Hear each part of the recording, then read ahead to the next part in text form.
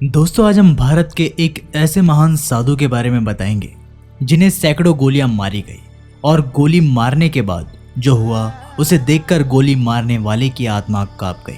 दोस्तों, ये घटना सच्ची है और दिमाग हिला देने वाली है। नमस्कार दोस्तों, आप देख रहे हैं हिंदू इनसाइड। अगर वीडियो पसंद आए तो लाइक, शेयर और चैनल को सब्सक्राइब करके बेल आइकन को प्रेस करना मत भूलिएगा। एक बार ये साधु अचानक अपने भक्त के घर पहुंचे। उस घर में एक बुजुर्ग दंपत्ति रहा करते थे। साधु ने उनसे कहा कि आज रात वे यहीं पर विश्राम करेंगे और सुबह होते ही यहाँ से चले जाएंगे। दंपत्ति बहुत ही खुश हुए। जो भी सर्वश्रेष्ठ घर में उपलब्ध था वो साधु की सेवा में उपस्थित किया गया।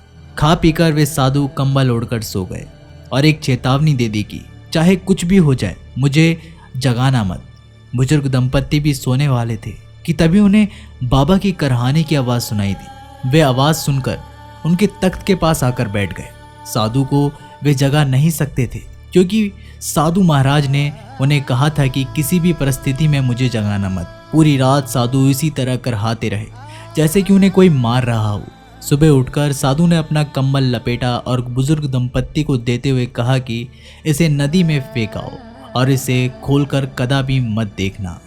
बुजुर्ग दंपत्ति कंबल लेकर नदी के ओर चल पड़े। वो कंबल बहुत भारी लग रहा था। उसमें से लोहे की खनखनाने की आवाज़ आ रही थी।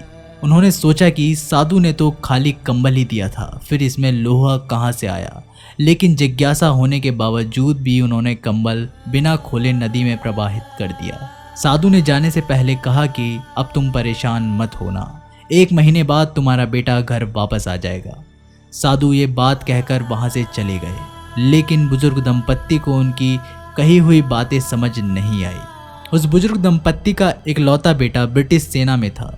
दूसरे विश्व युद्ध के दौरान बर्मा फ्रंट पर वो तैनात था। 1 महीने बाद जब उनका बेटा घर वापस आया तो उसने जो कहानी सुनाई वो हैरान कर देने वाली थी। उसने बताया कि एक रात सेना की उनकी टुकड़ी जापानी सेना से चारों ओर से घिर गई थी। भीषण गोलीबारी हुई जिसमें उनके सारे के सारे साथी मारे गए। रात भर गोलियां चलती रही लेकिन उसे एक भी गोली नहीं लगी। ऐसा महसूस हो रहा था कि जैसे किसी ने उसके सामने कोई अदृश्य दीवार खड़ी कर दी थी जिसके पार कोई भी गोली नहीं आ पाए।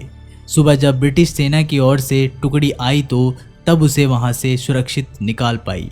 ये उसी रात की बात है जब साधु उनके घर आए थे।